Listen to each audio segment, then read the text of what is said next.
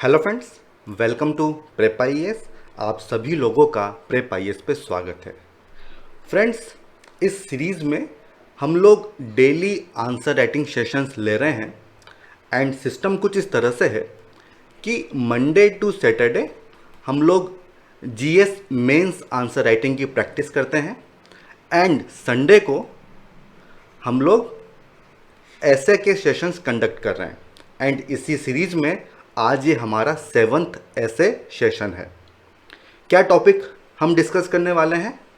Women empowerment in India, a distant dream. Hindi में भारत में महिला सशक्तिकरण एक दूर का सपना। देखिए, इसको आपको 1000 से लेके 1200 वर्ड्स में आपको इस ऐसे को लिखना है। फ्रेंड्स, देखिए, जब भी हम किसी ऐसे को अटेम्प्ट करते हैं तो क्या प्रोसेस होना चाहिए। एग्जामिनेशन हॉल में हमें एक ऐसे के लिए 90 मिनट्स मिलते हैं एंड इसको अटेम्प्ट करने का तरीका ये होता है कि 30 मिनट्स आप केवल ब्रेन स्टॉर्मिंग करिए, स्ट्रक्चर बनाइए, क्या क्या पॉइंट्स आप लिखेंगे वो चीज़ आपको रफ वर्क करना होगा एंड फिर उसके बाद जो 60 मिनट्स होते हैं वो सफिशिएंट होते हैं एक ऐसे को लिखने के लिए।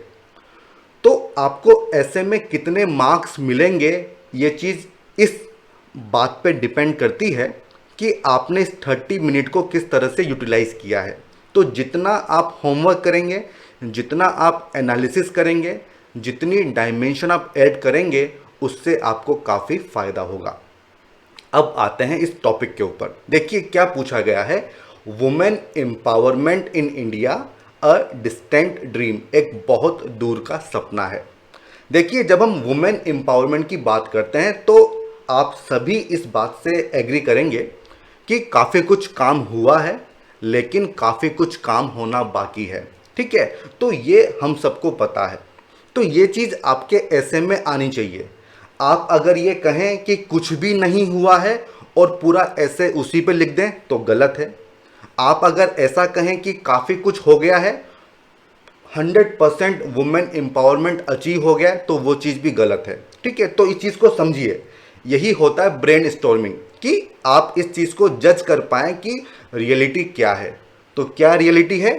काफ़ी कुछ काम हुआ है लेकिन उतना ही काम होना बाकी भी है और ये चीज़ आपके ऐसे में आनी चाहिए। तो सबसे पहले अब हम बात करेंगे स्ट्रक्चर की। देखिए, एक बार स्ट्रक्चर फिक्स हो गया तो उसके बाद कंटेंट का इतना इशू होता नहीं है। सबसे पहले आपको करना होगा इंट्रोडक्शन एंड जो भी आपका इंट्रोडक्शन है उसमें ये बात रिफ्लेक्ट होनी चाहिए कि वुमेन एम्पावरमेंट में दोनों ही चीज़ें हैं, पॉजिटिव एंड निगेटिव। काफ़ी कुछ काम हुआ भी है एंड काफ़ी कुछ काम होना बाकी भी है। तो ये चीज़ आपको बतानी होगी इंट्रोडक्शन में ही। ठीक है, इसके बाद आप बताइए कि ये जो वुमेन की पोजीशन में एक डिक्लाइन हमको देखने को मिलता है, ये ऐसा नहीं है कि आज से ही हुआ है। विद टाइम इसमें हमें चेंजेस देखने को मिलते हैं।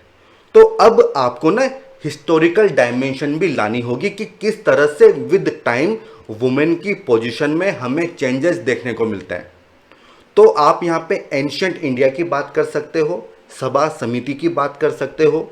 विद टाइम जो चेंजेस आए हैं जैसे कि सती प्रथा, पर्दा, चाइल्ड मैरिज, उन सब के बारे में आप लिख सकते हो।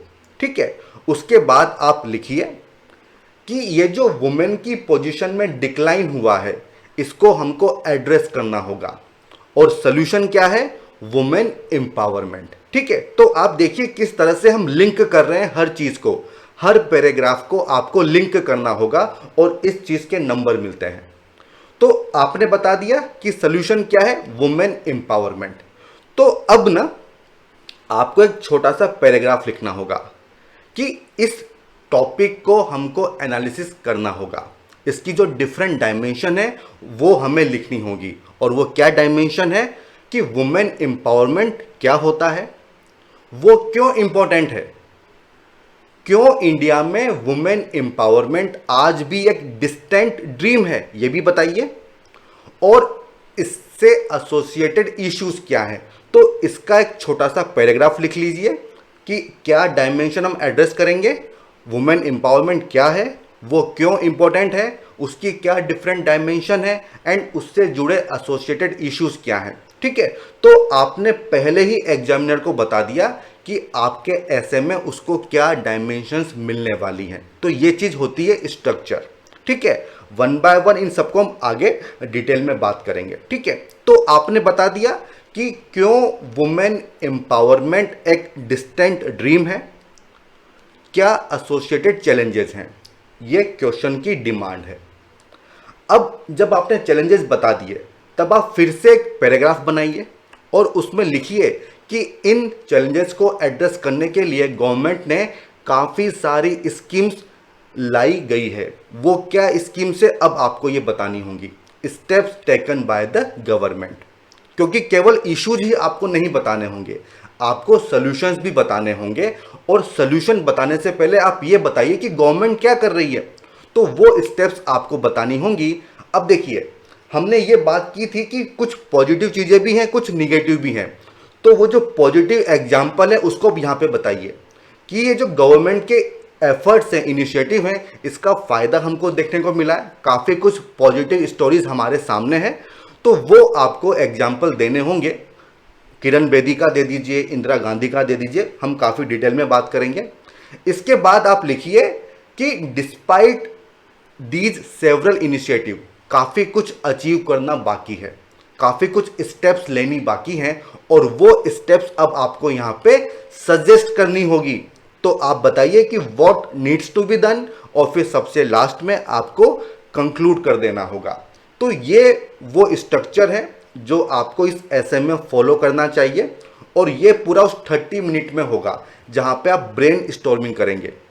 अब देखिए होता क्या है, एक बार जब आपने स्ट्रक्चर बना लिया कि भाई ये सब डायमेंशन मैं इस एसे में लिखूंगा, उसके बाद आप लिखिए कि आप किस तरह से इंट्रोड्यूस करेंगे। जब मैं हिस्टोरिकल डायमेंशन की बात कर रहा हूं तो उसमें कौन कौन से पॉइंट में लिखूंगा, वुमेन एम्पावरमेंट की डेफिनेशन क्या होनी चाहिए, ये सब आपको स्टॉर्मिंग करनी पड़ेगी उसी आधे घंटे में। जब आप बात करते हैं कि क्या चैलेंजेस हैं, तो ये चैलेंजेस आपको पहले से ही लिख लेने होंगे रफ वर्क में, और जो डाटा होगा, जो एग्जाम्पल होंगे, वो सब आपको पहले से ही सोचने होंगे। ठीक है, तो ये 30 मिनट्स बहुत इंपॉर्टेंट होते हैं।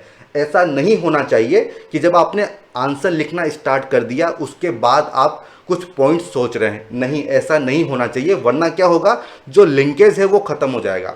तो ये चीज़ होती है कि किस तरह से आपको स्ट्रक्चर बनाना है, किस तरह से लिंक होना चाहिए एक पैराग्राफ से दूसरे पैराग्राफ के बीच में। ठीक है, अब हम ब्रीफ में इन सब चीज़ों को एक बार देख लेते हैं कि क्या क्या कंटेंट होना चाहिए।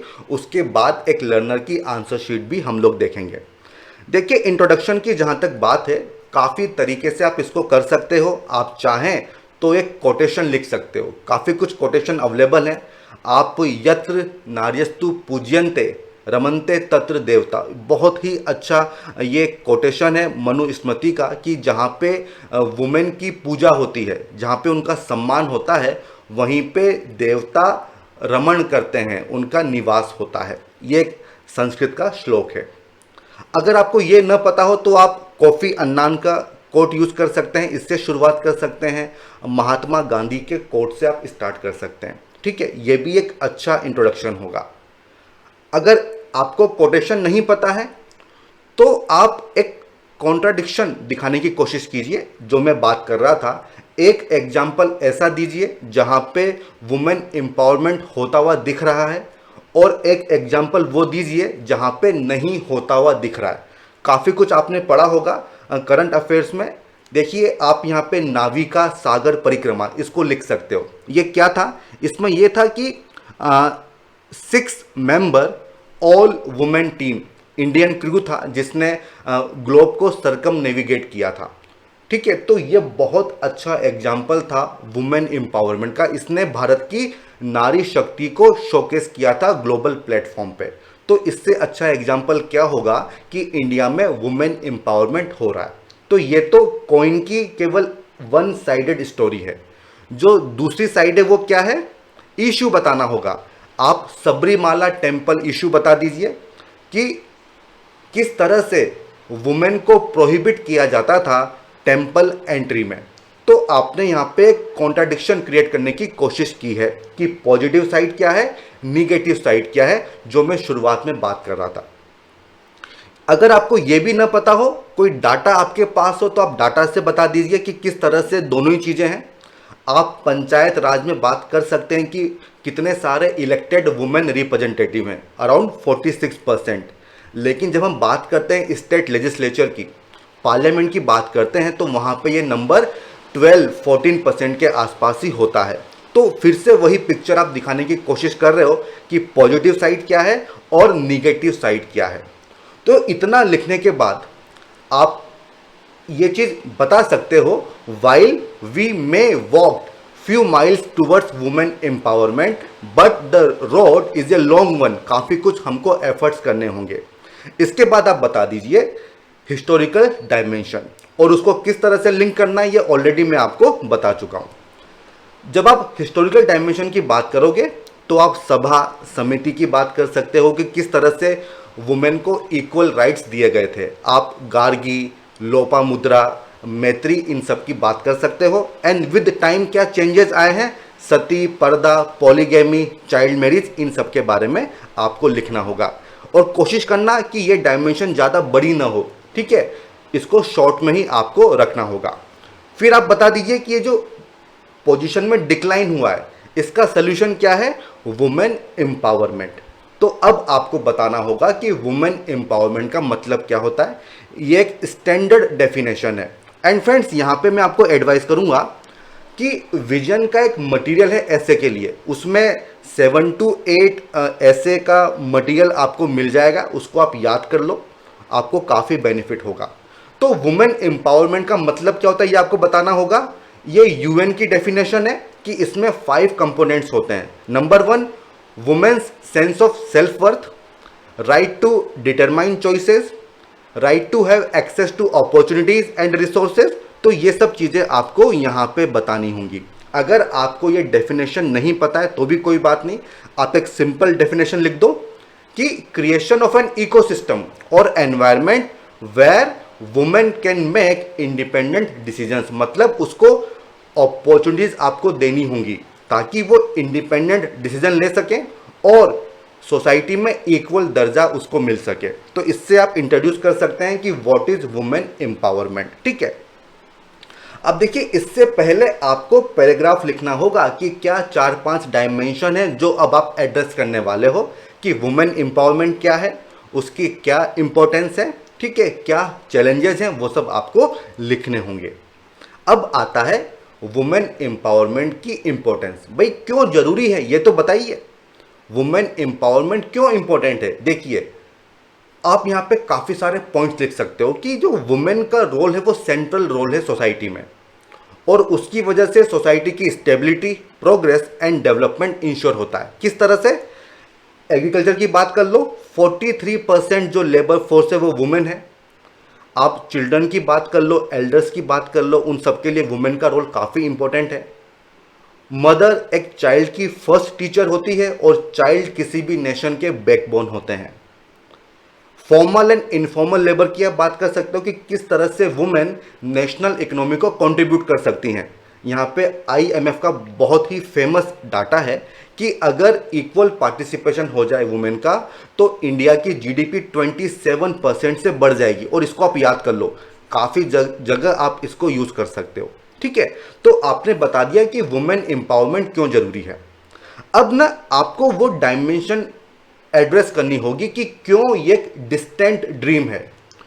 तो आप वुमेन एम्पावरमेंट की जो डिफरेंट डायमेंशंस है, social dimension, political dimension, economical dimension, वो बताइए और उनसे जुड़े इश्यूज, ताकि आप इस चीज़ को एड्रेस करें कि क्यों ये एक डिस्टेंट ड्रीम है। अब फर्स्ट डायमेंशन आती है सोशल एम्पावरमेंट। इसका मतलब क्या होता है, इसका मतलब ये है कि वुमेन खुद से इंडिपेंडेंट डिसीजन ले सके। किस बारे में, हेल्थ के बारे में, एजुकेशन के बारे में, सैनिटेशन के बारे में, हाइजीन के बारे में। तो ये होता है सोशल एम्पावरमेंट। लेकिन इसमें काफ़ी कुछ इश्यूज हैं। आप इकोनॉमिक सर्वे 17-18 का डाटा यहाँ पे कोट कर सकते हो। किस बारे में, सन मेटा प्रेफरेंस मतलब जब तक सन नहीं होगा, जब तक बेटा पैदा नहीं होगा, तब तक चिल्ड्रन होते ही जाएंगे, होते ही जाएंगे, होते ही जाएंगे। और इस वजह से काफ़ी सारी अनवांटेड गर्ल्स इंडिया में देखने को मिलती हैं। उसका नंबर भी बताया गया था 2.1 करोड़। ठीक है, तो ये चीज़ आपको लिखनी होगी सोशल एम्पावरमेंट में। देन आता है इकोनॉमिक एम्पावरमेंट। इसका मतलब क्या होता है? Ability for women to enjoy their rights to control and benefit from the resources. Means economic equality होनी चाहिए। लेकिन क्या इश्यूज हैं वो बता दो कि अगर हम लेबर फोर्स की बात करें तो केवल 29% ही पार्टिसिपेशन है वुमेन का।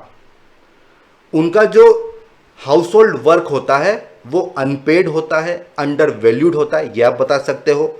आप पिंक कॉलर जॉब्स की बात कर सकते हो। मीन्स कुछ ही प्रोफेशंस ऐसे हैं जहां पे वुमेन को एम्प्लॉय किया जाता है। जैसे कि आप देखिए नर्सेज मैक्सिमम वुमेन होंगी, हॉस्पिटैलिटी सेक्टर वहां पे आपको देखने को मिलेगा।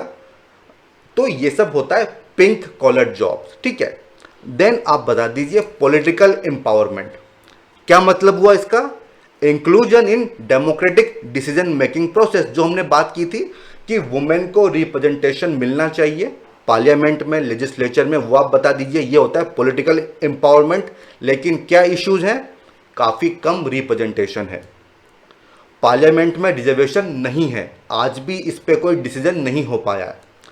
जो रिजर्वेशन दिया गया है पंचायत में तो वहाँ पर भी स्थिति काफ़ी ख़राब है। सरपंच पति रबर स्टैम्प की तरह काम करती हैं वुमेन सरपंच, ये आप बता सकते हैं। ठीक है, तो ये हो जाएगा पॉलिटिकल एम्पावरमेंट। देखिए इसके बाद आप जो दूसरी डायमेंशन है जैसे कि इकोलॉजिकल डायमेंशन, वो भी आप बता सकते हो कि जो क्लाइमेट चेंज है उसका मैक्सिमम इम्पैक्ट वुमेन के ऊपर ही पड़ता है। अब इसके बाद नेक्स्ट डायमेंशन क्या आएगी? चैलेंजेस, कि किस वजह से वुमेन एम्पावरमेंट नहीं हो पा रहा है। तो वो सब फैक्टर्स आपको यहाँ पे लिखने होंगे। जैसे कि एजुकेशन, अगर हम कंपेयर करें मैन एंड वुमेन को तो वुमेन काफ़ी पीछे हैं एजुकेशन में, वो आप बता दीजिए।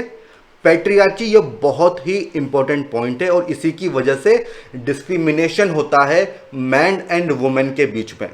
पॉवर्टी, पॉवर्टी की वजह से जो वुमेन है वो डोमेस्टिक हेल्प की तरह काम करती हैं और उनका काफ़ी एक्सप्लॉयटेशन होता है। हेल्थ एंड सेफ्टी इश्यूज, काफ़ी सारे पैरामीटर्स हैं जिससे थ्रू आप बता सकते हो कि वुमेन की पोजीशन काफ़ी ख़राब है। अगर हेल्थ अच्छी नहीं होगी, एजुकेशन अच्छी नहीं होगी, पॉवर्टी होगी, तो फिर वुमेन एम्पावरमेंट किस तरह से होगा? आप यहाँ पे मैटरनल मोर्टेलिटी रेट के बारे में बता सकते हो। काफ़ी कुछ डाटा है जो आप यहाँ पे लिख सकते हो। ठीक है, आप फीमेल फोर्टिसाइड की बात कर सकते हो, चाइल्ड मैरिज की बात कर सकते हो। तो ये काफ़ी सारे पॉइंट्स हैं जो आप लिख सकते हो चैलेंजेस में, और इन सबको मैं यहाँ पे एड्रेस नहीं कर रहा हूँ क्योंकि ये सब आपको पता होता है। जब हम वर्किंग वुमेन की बात करते हैं तो वहाँ पे क्या इश्यूज आते हैं? ग्लास सीलिंग, जो टॉप मोस्ट पोजीशन होती है वहाँ पे वुमेन को नहीं रहने दिया जाता है, ये होता है ग्लास सीलिंग, और ये इंडिया में काफ़ी चलता है। आप जेंडर पे गैप की बात कर सकते हो, अराउंड 34% का गैप है। आप ऑक्सफार्म को यहाँ पे कोट कर सकते हो। आप ग्लोबल जेंडर गैप रिपोर्ट को यहाँ पे कोट कर सकते हो ताकि जो आप स्टेटमेंट दे रहे हैं उसको आप वैलिडेट कर पाओ। ठीक है, अब देखिए इसके अलावा और क्या चैलेंजेस आते हैं, जैसे कि वायलेंस अगेंस्ट वुमेन। आप एनसीआरबी का डाटा दे सकते हो। जो गवर्नमेंट ने लॉज बनाए हैं उनका स्ट्रिक्ट इम्प्लीमेंटेशन नहीं हो पाता है, तो जो एडमिनिस्ट्रेशन है उसकी अप्रोच सही नहीं है।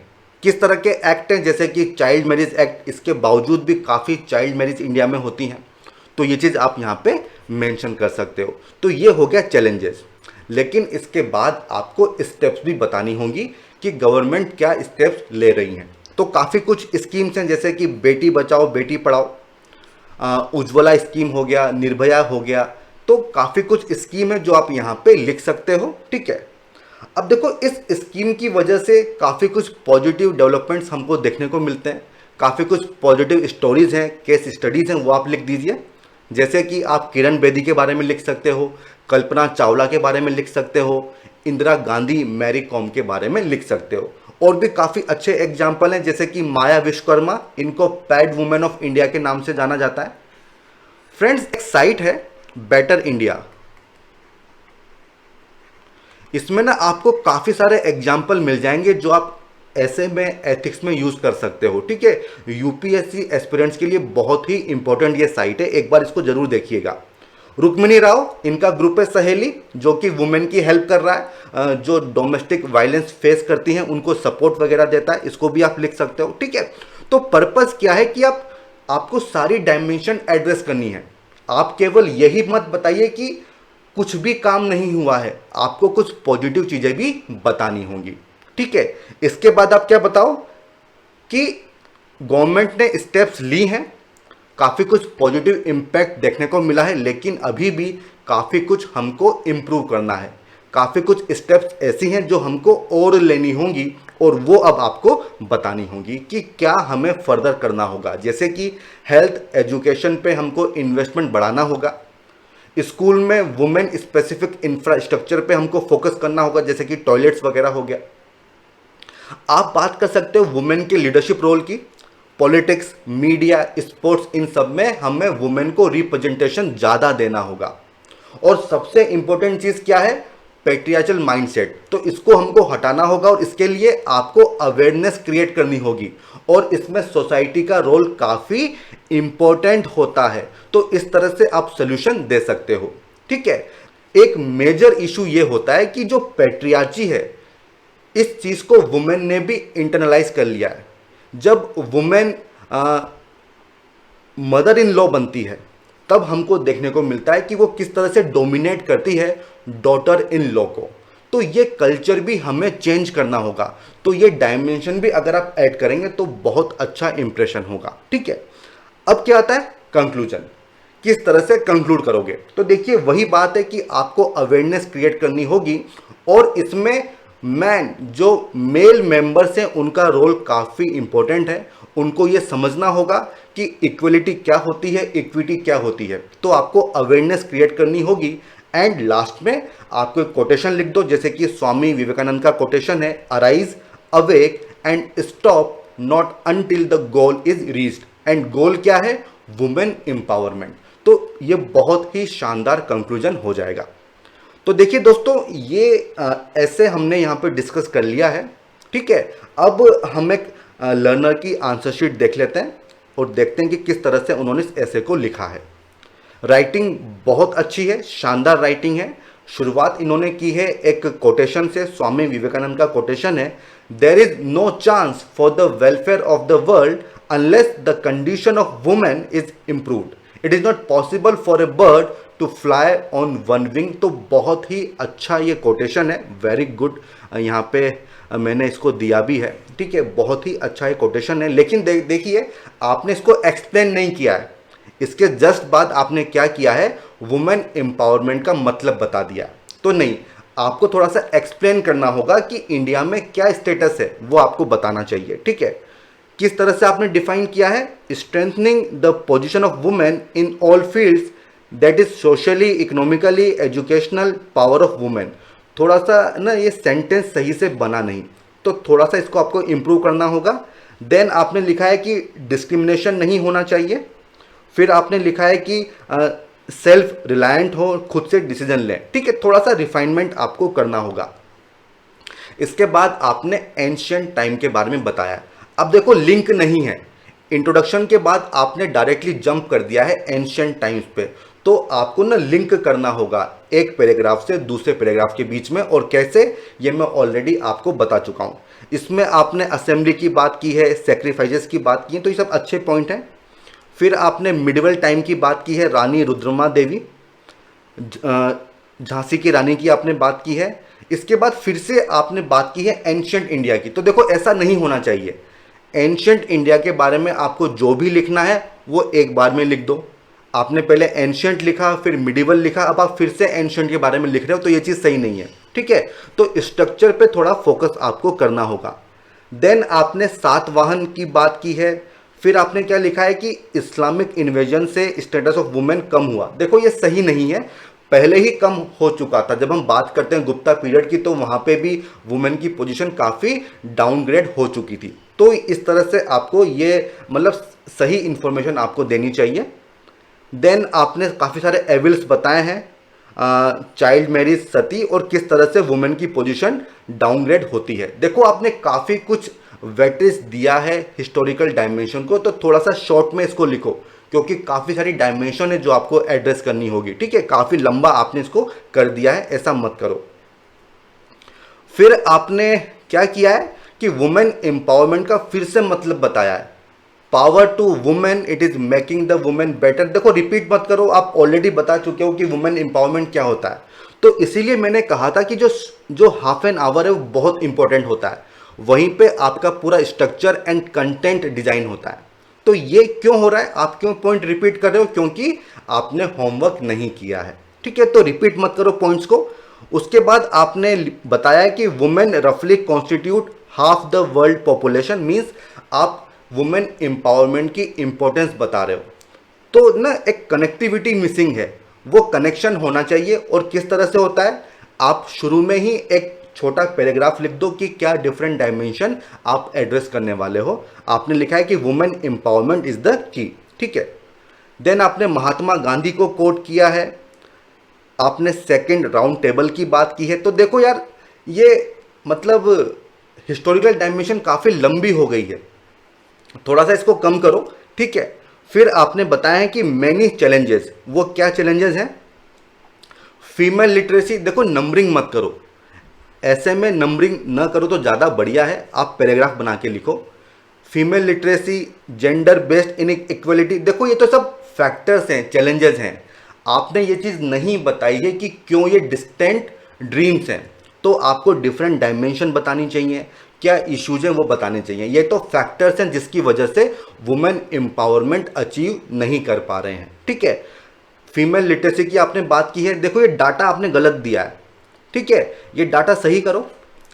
जेंडर बेस्ड इन इक्वलिटी की आपने बात की है, पेट्रियार्ची की आपने बात की है, पॉवर्टी की बात की है, हेल्थ एंड सेफ्टी इश्यूज। देखो यहाँ पे कुछ डाटा वगैरह दो कि कहाँ पे इशू है, हेल्थ के डाटा आपको देने होंगे, उसको आपने एड्रेस नहीं किया है।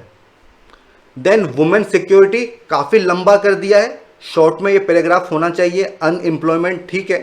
देन आपने बात की है, डाउरी की बात की है। ठीक है, तो आपने ना काफ़ी कुछ डायमेंशन छोड़ दी हैं, तो वो चीज़ आपको एक फोकस करना होगा। देन आपने क्या किया है कि although there are still challenges that hurdles the empowerment of women, but with the time lots have been change. काफ़ी कुछ चेंजेस आए हैं और आपने यहाँ पे उन चेंजेस को बताया है। तो देखो इसको थोड़ा शॉर्ट करो। ठीक है, एक पैराग्राफ काफ़ी है कि काफ़ी कुछ चेंजेस आए हैं, उसके बाद आप एग्जाम्पल दे दो जो आपने बाद में दिए हैं, जैसे कि इंदिरा गांधी, मेघा पाटकर, इंदिरा नूई, नैना लाल किडवई, देन चंद्रा कोचर। देखो चंद्रा कोचर का एग्जाम्पल मत दो क्योंकि काफ़ी कुछ अभी एलिगेशंस लगे हैं। ठीक है, तो ये चीज़ मत लिखो। टीना डाबी का आपने एग्जाम्पल दिया है, ये अच्छी बात है, लेकिन इसको शॉर्ट में रखो, काफ़ी आपने खींच दिया है इसको। ठीक है, देन आपने फिर से कुछ एग्जाम्पल दिए हैं, and our country is being built by strong women and they will continue to break down walls and other stereotypes. In order to help women to be in limelight, they need to be empowered, and it has already been done with a great success too. इसके बाद क्या किया है आपने? Government की schemes बताई हैं। तो देखो कनेक्शन मिसिंग है पैराग्राफ के बीच में, तो आप बताइए कि ये चैलेंजेस हैं, लेकिन इनको दूर करने के लिए गवर्नमेंट ने काफ़ी सारे इनिशिएटिव लिए हैं, जैसे कि Beti Bachao, women helpline, working women hostel, नारी शक्ति, उज्ज्वला। ठीक है, then we have many schemes, many programs for the purpose of women empowerment। ये आपका कंक्लूजन है। तो देखो कंक्लूजन सही नहीं है, आपने क्या समझाया कि जो गवर्नमेंट की स्कीम्स है वो परफेक्ट है, हमें केवल उनको सही से इम्प्लीमेंट करना होगा। ऐसा नहीं है, काफ़ी सारे लूप होल्स हैं, काफ़ी सारे गैप्स हैं जो आपको फिल करने होंगे, काफ़ी सारी स्टेप्स आपको बतानी चाहिए। ठीक है, तो वो चीज़ आपने मिस कर दी है। देन कंक्लूजन में आपने केवल ये लिखा है कि if we can implement these programs then the dream of women empowerment can be turned into a reality very soon. तो ये कंक्लूजन ना सही नहीं है, थोड़ा सा आपको इसमें कोटेशंस वगैरह यूज़ करने चाहिए। कनेक्शन मिसिंग है, उस पर आप वर्क करो। ठीक है, और काफ़ी सारी डायमेंशन आपने मिस कर दी हैं, और उसका सोल्यूशन क्या है? एनालिसिस। जो हाफ एन आवर है उस पर आपको ज़्यादा फोकस करना होगा। ठीक है, तो ये सब मेरी ऑब्जर्वेशन है, एंड इसी के साथ ये लेक्चर हम यहीं पर कंक्लूड करेंगे। आई होप आपको पसंद आया होगा।